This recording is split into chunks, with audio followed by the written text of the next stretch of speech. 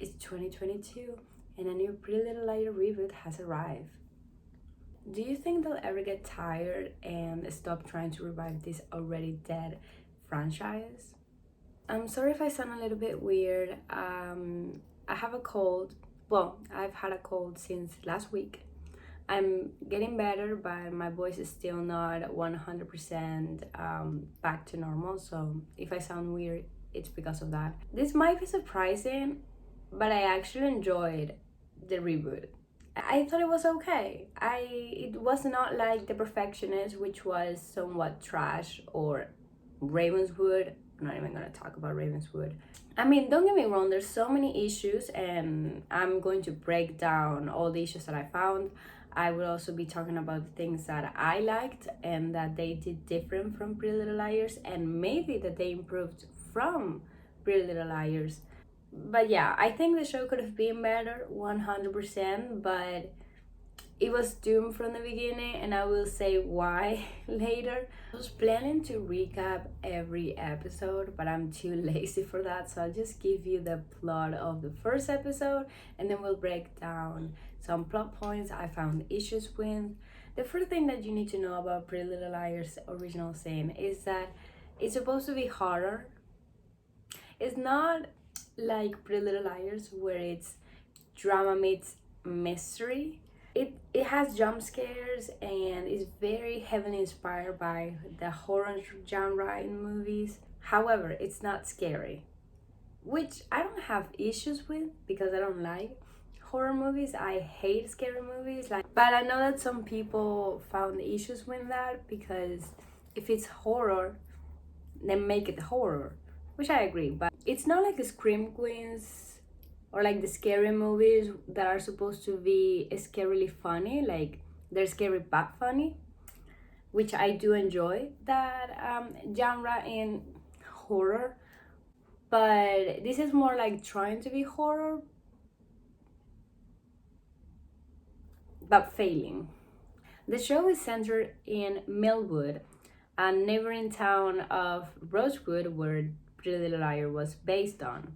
It's 1999 New Year's Eve party, and a girl is crying, asking for help. Her friends ignore her and continue dancing. During the countdown, she goes up to the ceiling and falls to the ground to her death.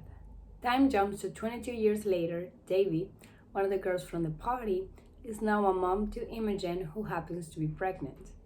Karen, a friend of Imogen's, who is mad at her because her boyfriend Greg kissed her, gives Davy a letter with a red A about that party that leads her to take her own life on the bathtub.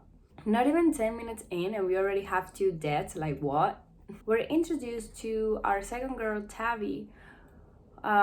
She's who Imogen is the same with after her mom, D word. At school, we're introduced to Noah, who has an ankle monitor, Farron, who is a ballet dancer, and Mouse, our techno girl toy of this Pretty Little Liar version. Imogen is called to the principal office because apparently their classmates triggered by her presence, and she storms into the cafeteria and confronts Karen about it. Imogen announces she is running for Spirit Queen against Karen, and Karen freaks out. After someone trashed Karen's poster, the principal called Tabby and Imogen. Karen finds a dead rat in her bag, and the principal calls Mouse to his office because they believe she did it. Noah tested positive for cannabis, but she says it's wrong, and they find blades inside Karen's ballet shoes and accuses Farron. All the girls get detention and they bond like the Breakfast Club. They open up about their relationship with Karen. They believe that she's the one who is sending them the text. Imogen wants payback. She wants to kill Karen. And that's what you missed. Before we get deep into everything that I didn't like or that I like about the show, I want to give a brief description of the characters because every character reminds me of one of the liars from the original. So Imogen, who is our main girl, she gives me Allison vibes. It's not even the little toy of Allison. Like, Imogen does not compare to Allison, and I'm even mad at myself for comparing them. But if we have to find some kind of similarities, I would say Allison because they're both the leaders of the groups and everybody does what they say without questioning them. She's pregnant and she gives a lot of glances to the camera that made me uncomfortable. In episode 1 and 2 specifically, because she only did it for like the first few episodes and then they stopped completely. It seemed like she was planning something else. Like she was gonna betray the girls at some point, which is why it also gave me Allison vibes, because Allison did that several times, you know. She would also give glances to the camera, except that Allison actually did it well. But Imogen's glances at the camera would seem like she was not the nice girl persona that she was presenting herself as. Made me really uncomfortable because there's a zoom into her face in episode 1. Let's kill Karen. I'm like, no. Tavi gives me Emily's vibe. She's always at Imogen's side, doesn't really question Imogen, and I feel like Emily did that to Allison. You know, they're both very loyal to their friends, and that's it. That's where similarities go so far. She's your movie film fanatic, which bothers me because she's constantly, whenever they're having a conversation, she's like, what's your favorite scary movie? Okay, what's your favorite Christmas movie? Can you fucking shut up? My favorite Christmas movie is Barbie and a Christmas Carol. So she also has a very bad communication with her mom, which I can relate. Mouse is our technical boy toy of this season, and I love it. She's our Caleb Rivers, and I love that for her. I also wrote down that she reminds me of Hannah, and I think it's because no character reminds me of Hannah, and I thought that was insulting. But also, I like that because that means that no one compares to Hannah, and she remains superior.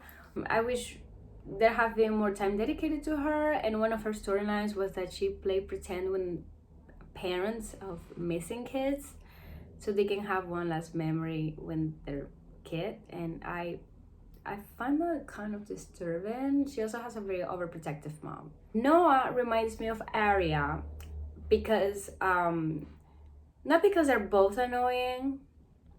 I feel like we didn't really get to know Noa as much for me to call her annoying, but she reminds me of Arya because she's the one that I would say that doesn't mind betraying her friends, and if she has the opportunity to do so, she would do that, just like Arya.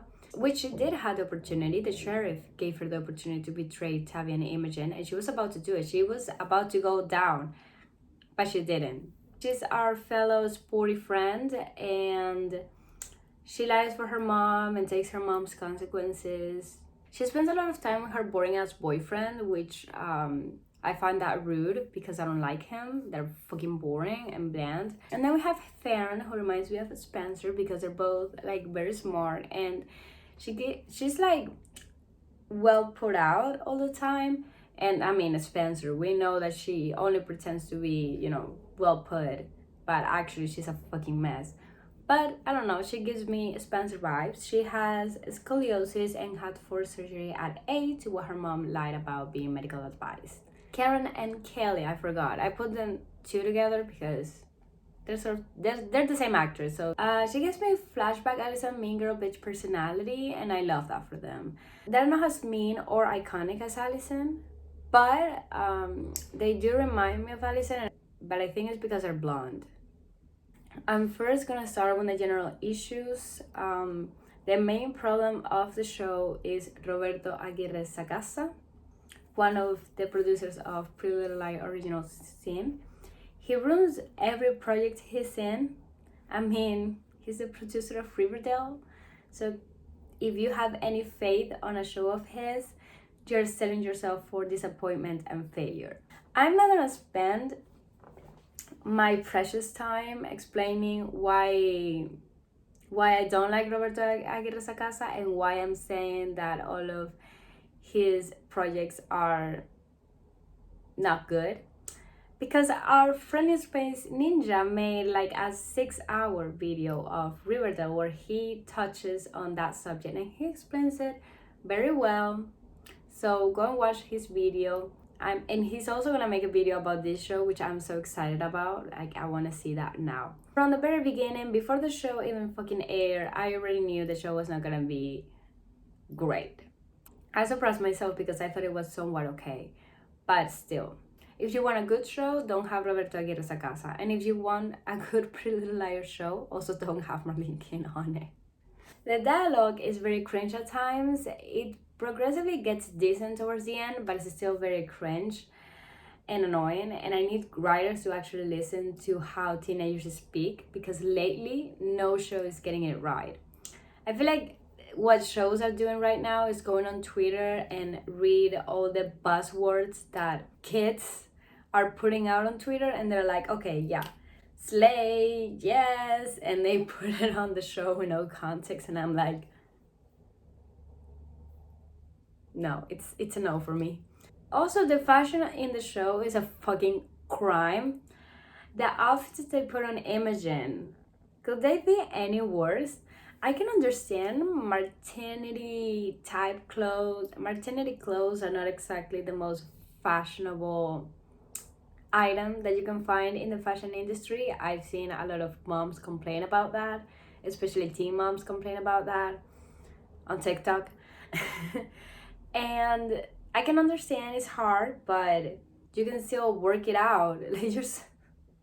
Like I just don't understand what the people in charge in the clothes and costume were thinking. Like the way all the girls dress, it's so not teenage like. It's so not what we're wearing right now. We're wearing as if I'm a fucking teenager. Like I need them to desperately go out and see what teenagers are actually wearing. Like they don't need to go outside. Just go on TikTok, go on Pinterest, on Instagram. Like it's, you don't have to go out of your house if you don't want to. Like I don't care, but do something about it, because this is embarrassing. The lack of Noa and Mouse in the show is concerning. I can understand when you have many main characters, it can be hard to give all of them equal screen time. If I recall well, Spencer and Arya had a bit more screen time than Hannah and Emily. It wasn't as notorious, but still, they still had a little bit more screen time. I would have loved to learn more about Mouse's backstory, how her mom got pregnant, which I think they explain it has surrogate gone wrong, but still, I want more about it. I want to know how. I want to know everything.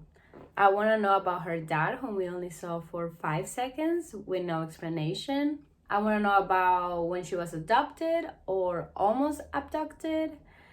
What drew her into playing pretend with parents of missing kids. And Noa, I want to see what her life is living with an addict. How exactly she ended up in juvie. We know that she took the blame for her mom, but I want to know exactly how that happened, how that played out. But no, we spent a lot of time seeing Sean, blonde fucking Mendes, and me like, I'm a nice guy, I'm a judge, no, I don't do pills, and he lied to her. I don't want to see that. I don't want to see that. Like, we have hours of Imogen going back and forth to her fucking house to find anything about her fucking mom, and Imogen and Tabby being partners in crime. But the other girls, it seemed like they're not just as important. Like it seemed like they were just a second thought. And I'm not having it. Like if you're gonna have 5 main characters, then do that. Have actually 5 main characters and actually dedicate time to each 5 of them. At least we got to see a lot from Farron and her relationship with her mom and her scoliosis, and I think she's my favorite out of all. My other big issue in the girls is the friendship, or lack thereof. In Pretty Little Liars, they didn't do a good job exploring the girls' friendship either. Like just a few episodes in and boom, they're besties again. At least they used to be friends before the whole mess, and the death of Allison brought them back together. But in this case, the girls were never friends. They were all in detention and had one conversation of how Karen is a bully, and ever since they're inseparable. Tavi and Imogen got close because they lived together, but the 5 of them has never hung out or talked to each other before this mess. And God. The makeover scene from episode 3, where they're laughing and putting on makeup on each other like a Disney fucking movie, it's so fake because they're not friends. They have not bond to earn the right to have their respected makeover scene where they're getting ready for a party. Like, no, they have not earned the right. So why is that happening? I hate that. I really hate that.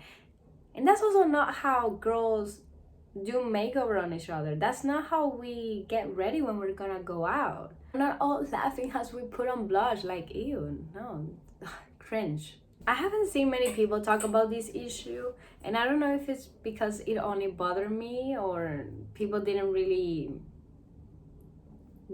care about it, but the reason why in Pretty Little Liars they called the person taunting them A was because all texts and letters and messages were signed by A. It makes sense, right? But why in Pretty Little Liars Original Sin are we calling this person A when almost no texts or messages or letters are signed as A? Go back and watch the whole show and count how many texts are actually signed as A,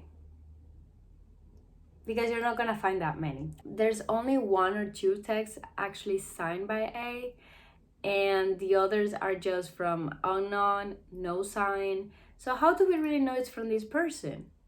We saw Mouse texting her mom from a burner phone, so it could easily be anyone. The letters, however, most of them had a red A, so I won't complain as much. And the thing that makes the less sense to me is why, when Davy, in the bathtub, there was an A written in the wall with her blood. Did Davy do that, and why?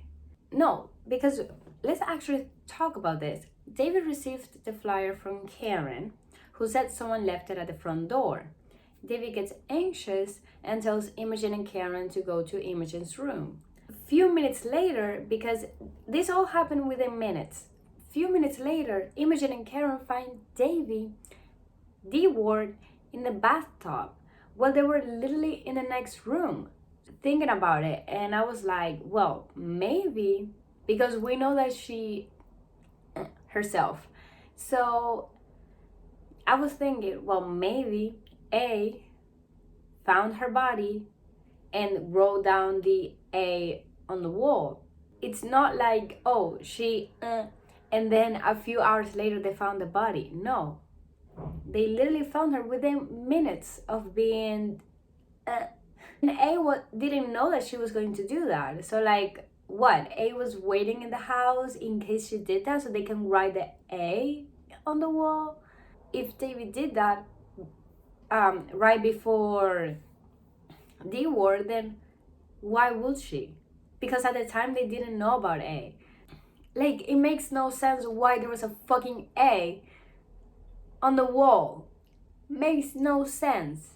The Karen and Kelly thing, the minute that I saw that we had twins in this show, I was like, okay, twin theory. At some point they're gonna switch places, at some point they're gonna pretend to be each other. And actually in episode 2 we saw Kelly pretending to be Karen, and when Karen was K-word, there's a time where Farron has this theory of Kelly actually being Karen. And I was already thinking about the possibility before it was brought up in the show, before Farron said it so.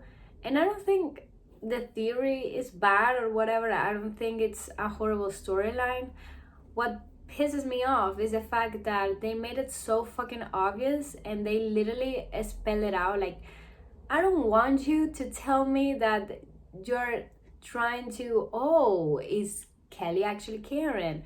Like, I don't need you to bring that up 3 times in the same episode. Farron literally is spelling it out. Like, if you actually want to be mysterious and you actually want us to believe that Karen is actually alive, made it interesting. You know, make it so the minute that Kelly said those words to Farron, which made Farron click and be like, oh, wait, is this actually not Kelly. I wish we didn't have the flashback of Karen saying that, and it would be something that, oh, did you catch that?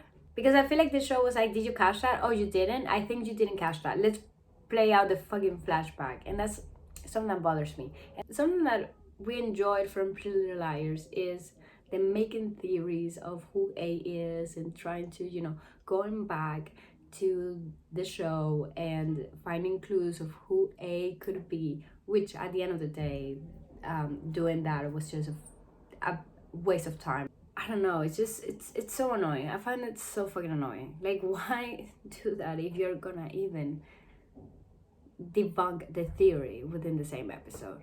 Like, you're just wasting your time and my time. I'm impressed of how the show handled essay. Tavi and Imogen find comfort and supporting each other to get better, move on, and find who did that to them. The other girls listen to them and help them out. Sydney is standing up for her daughter, finally doing the right thing and not making the same mistake she made with Angela. Like, if we go back to Pretty Little Liars, the way they handle it, say, well, it's highly concerning. The complete dismissal of Toby's essay by Jenna. Like, from season 1, he says that he was essay by Jenna, and the girls were like, that's it, move on to the next plot line. When Ella's fiance in season 5 was being inappropriate and nasty towards Hannah, and Arya just slut shamed her and didn't believe her.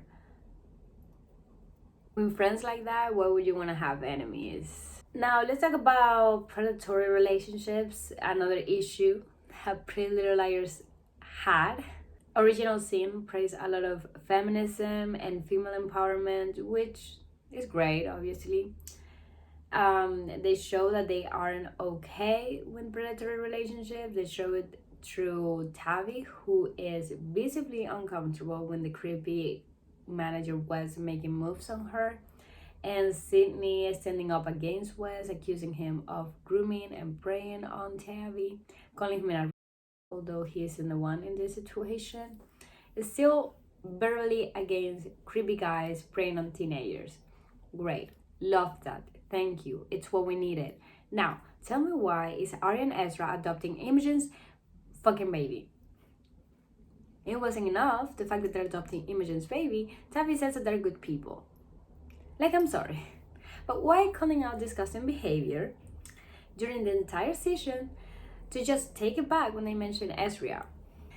It pisses me off so much because it seems like we're fixing this horrible issue from Pretty Little Liars where they romanticize predatory relationships to just continue to do the same. You can't call out Wes' nasty behavior and then proclaim Ezra has good people. Like, you can't just do that. You're just backtracking everything that you built up during the season. Adults should not be dating teenagers because that's grooming and great. But Arya and Ezra are still endgame. They're so perfect for each other and they're the right people to adopt a baby. Like, do you see the hypocrisy? Do we feel it in the air? I forgot to mention a few things.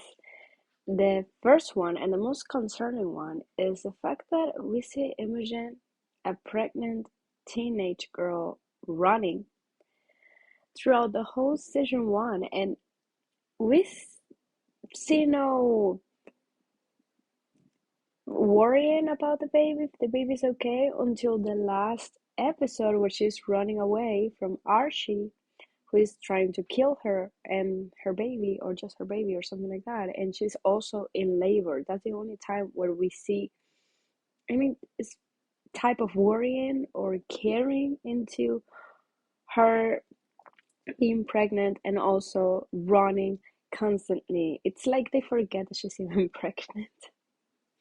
And the other thing that also, I think this is more nitpicking, is the fact that they reference to Pretty Little Liars way too many times in just one season, and that I don't mind the mentioning, the referring, once in a while, but three times when Radley, Estria, Ew, and Caleb Rivers, I think it's too much. I know you're doing this because of the OG fans, but believe me, we are already watching the show because it reminds us of the original. Like, we don't want you to keep referring to it. Like, one mentioning is fine. Do the whole Radley thing. I don't give a shit. But the whole three thing together, it's Now, let's talk about the reveal. Let's talk about the whole shit that went down. I have good things and bad things to say about the reveal. So let's start with who A is. That would be Principal Clayton and the guy under the mask, the executor Archie, his son. Principal Clayton is Angela's Waters' dad, and Archie is her brother, who no one knew she had a brother. Before I mention everything that I didn't like, all the negative, I'm going to talk about what I actually like from the revealed and the improvement from Pretty Little Liars. I like that A is someone who actually has a connection to Angela and that it's more than one person involved. I mean, in Pretty Little Liars, obviously it was not just one person involved, like how many people did actually wear the black hoodie? Way too many to count. Almost everyone, including Spencer, wore the black hoodie. So yes, okay, we get it. But still, like, it was always this big person. It was always Mona, Charlotte, Alex Drake, you know. And I like that in this case, they presented themselves as a team. I would love to know who was doing the texting, because I'm assuming Archie was only, the one who was doing the slashing, and the Prism Clinton was the one texting teenage girls. But I'm very uncomfortable at an adult texting girls. If there's something that everyone complains about Pretty Little Liars, it's the amount of unanswered questions and unnecessary plot twists and the absurd amount of plot holes that were left at the end of each season. Original Sin definitely did things right in this case. Almost, if not all, questions were answered in the last episode. And as much as I like that, I believe that is also a problem. What mystery is left for me to want another season? They did nothing for me to wish the show gets renewed, and they also didn't do a good job for me to get attached to the characters. So why would I want a second season? I feel like this issue has been happening a lot with many shows at the moment, where they only plan for a great season one. They don't think about the possibility of, what if we get renewed? What are we gonna do if we get a season 2 or a season 3? And that's why the show does great in season 1, because it was well put out and well, they thought about it. But season 2, it's a mess because they have to create a whole new storyline that might ruin some storylines from season 1 because they didn't think about it. At the end of the last episode, we see Archie, who we never got to see his face, and that bothers me because apparently he's ugly. Principal Clayton says that he has a face that only a mother can love, so he's very ugly, but I want to see how ugly he is. Like, I'm very intrigued about the level of ugliness to Archie's face. As much as I applaud them for not leaving any plot hole or unanswered question, it's somewhat needed for season 2 to have people left wanting another season to answer the question, which is exactly how Pretty Little Liars got renewed each season. Because they, in season 1, if we're gonna compare season 1 of Pretty Little Liars to Original Sin, in season 1 we did not know who A was. We thought that it was Ian and Toby and a bunch of people, but we never got an A revealed.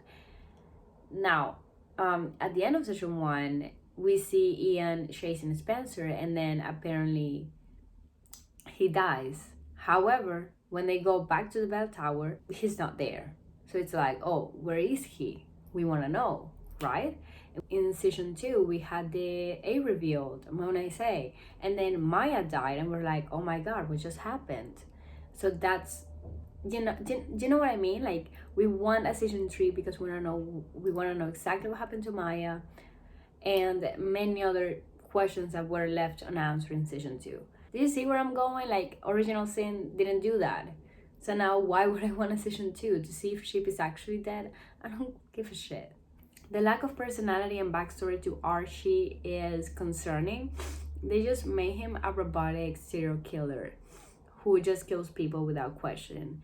And that is not okay with me. Principal Clayton never took care of Angela or Archie, so I want to know why Archie's working with his dad, who never really cared for him. The main issue that I have is they learn from Pretty Little Liars to not leave any plot holes.